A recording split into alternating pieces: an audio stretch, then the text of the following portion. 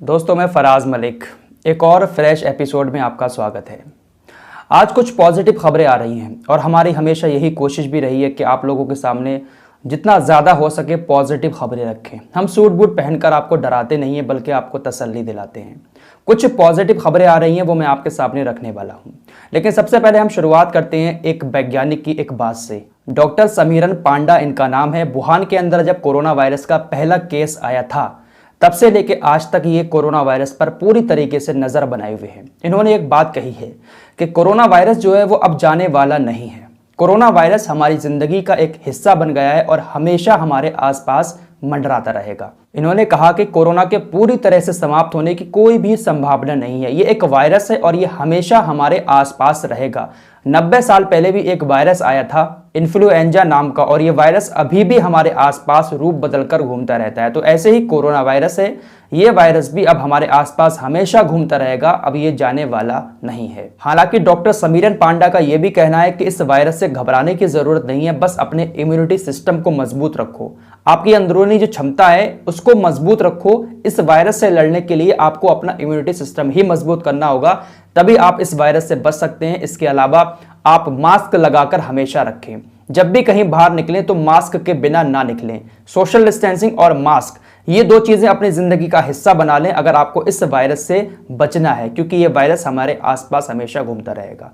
तो देखिए, मैं आपको यहाँ पर एक ही सलाह देना चाहता हूँ कि आप जब भी बाहर निकलें तो मास्क लगाकर ही निकलें। भले ही आप लोगों को लगता हो कि मास्क क्या कोरोना वायरस से बचा सकता है, लेकिन फिर भी मास्क से बहुत सारी चीज़ों से सेफ्टी मिलती है। तो आप लोग जब भी बाहर निकलें तो मास्क लगाकर ही निकलें, ये आपके लिए भी अच्छा होगा और आप हो सकता है कि पुलिस के चालान से भी बच जाएं। तो मास्क लगाकर आप जरूर निकलें।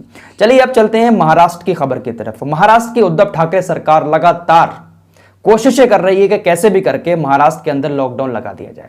दोस्तों, अगर पिछले साल लॉकडाउन नहीं लगा होता और इतने बुरे हालात हमारे सामने नहीं आए होते तो शायद अब तक पूरे देश में संपूर्ण लॉकडाउन लगा दिया होता हमारे देश की सरकारों ने। लेकिन सरकारें भी इस वक्त घबराई हुई हैं पिछले साल का लॉकडाउन का भयंकर रूप देख करके। किस तरीके से हालात बिगड़ गए थे, मजदूर कैसे रोडों पर भागे भागे फिर रहे थे बेचारे, उन सारी चीजों को देखते हुए सरकारें आज सोचने पर मजबूर हैं कि लॉकडाउन लगाएं ना लगाएं। सरकारों का दिल तो कर रहा है लॉकडाउन लगाने का, लेकिन बहुत सारी बातें उनके सामने जब आ रही हैं तो लॉकडाउन का शायद वो नाम नहीं ले रहे हैं। लेकिन उद्धव ठाकरे लगातार इस फिराक में है कि कैसे भी करके महाराष्ट्र के अंदर संपूर्ण लॉकडाउन लगा दिया जाए। अब जो खबर आ रही है वो ये है कि बीजेपी की जो पार्टी है महाराष्ट्र के अंदर, उसके प्रदेश अध्यक्ष चंद्रकांत पाटिल, उन्होंने कहा है कि शिवसेना लॉकडाउन लगा रही है, लॉकडाउन लगाने से कुछ होने वाला नहीं है। बीजेपी पार्टी महाराष्ट्र में या फिर देश के किसी भी राज्य में लॉकडाउन लगाने का समर्थन नहीं करती है। उद्धव ठाकरे सरकार को महाराष्ट्र के अंदर लॉकडाउन लगाने का सोचना भी नहीं चाहिए। उन्होंने कहा कि बीजेपी पार्टी इसके बिल्कुल खिलाफ है। बीजेपी पार्टी नहीं चाहती है कि महाराष्ट्र में या फिर किसी और राज्य में लॉकडाउन लगाया जाए, क्योंकि लॉकडाउन लगाने से हालात बहुत ज्यादा खराब हो सकते हैं। उन्होंने कहा कि सिर्फ बीजेपी ही नहीं बल्कि और भी जो कामगार हैं, व्यापारी हैं, कोई भी नहीं चाहता कि लॉकडाउन लगे। यानी इनका सीधा सीधा यह कहना है कि बीजेपी ये नहीं चाह रही है कि कहीं पर भी लॉकडाउन लगाया जाए। हालांकि बीजेपी पार्टी के प्रदेश अध्यक्ष चंद्रकांत पाटिल जो हैं वो नाइट कर्फ्यू के समर्थन में हैं। उन्होंने कहा कि आप नाइट कर्फ्यू लगा सकते हैं, क्योंकि नाइट कर्फ्यू में क्या होता है कि जो कामगार होते हैं, मजदूर होते हैं, वो काम करके अपने घरों में वैसे ही चले जाते हैं, तो नाइट कर्फ्यू से इन लोगों के ऊपर कोई फर्क नहीं पड़ेगा।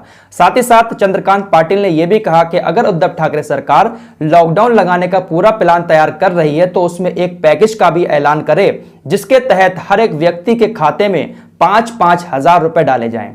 लॉकडाउन लगाने से पहले हर व्यक्ति के खाते में 5-5 हजार रुपए डाले जाएं, उसके बाद शिवसेना की सरकार महाराष्ट्र के अंदर लॉकडाउन का ऐलान करे। ऐसा कहना है बीजेपी के प्रदेश अध्यक्ष का। महाराष्ट्र में लॉकडाउन की इन्हीं खबरों के बीच बिजनेसमैन आनंद महिंद्रा ने भी उद्धव ठाकरे सरकार को यही सलाह दी है कि लॉकडाउन ना लगाएं। लॉकडाउन लगाने से एक गरीब आदमी की जिंदगी पर बहुत बुरा असर पड़ता है। तो फिलहाल चारों तरफ से उद्धव ठाकरे सरकार को यही सलाह मिल रही है कि वो लॉकडाउन ना लगाएं। तो ऐसे में एक बात तो साफ है कि महाराष्ट्र या फिर अन्य राज्यों में लॉकडाउन तो नहीं लगेगा। ये बात कंफर्म है कि पहले जो लॉकडाउन लगा था पिछले साल, उस तरीके का लॉकडाउन तो नहीं मिलेगा। लेकिन मैं अपनी पिछली वीडियो में भी आप लोगों से यही बात कह चुका हूं कि गाइडलाइन जरूर बना दी जाएंगी। गाइडलाइन बना दी जाएंगी, कहीं पर धारा 144, कहीं पर नाइट कर्फ्यू, इस तरीके की गाइडलाइन जरूर बनाई जाएंगी। लेकिन संपूर्ण लॉकडाउन पूरे देश के अंदर शायद नहीं लगेगा। कामकाज जो कुछ है वो सब कुछ चलता रहेगा, बस नियम बना दिए जाएंगे, सार्वजनिक कार्यक्रमों पर, धार्मिक कार्यक्रमों पर, इन सारी चीज़ों पर रोक लगा दी जाएगी, बाकी सब कुछ चलता रहेगा। तो फिलहाल ये एक पॉजिटिव खबर थी, आपको घबराने की बिल्कुल ज़रूरत नहीं है। लॉकडाउन शायद पूरे देश में बिल्कुल भी नहीं लगा।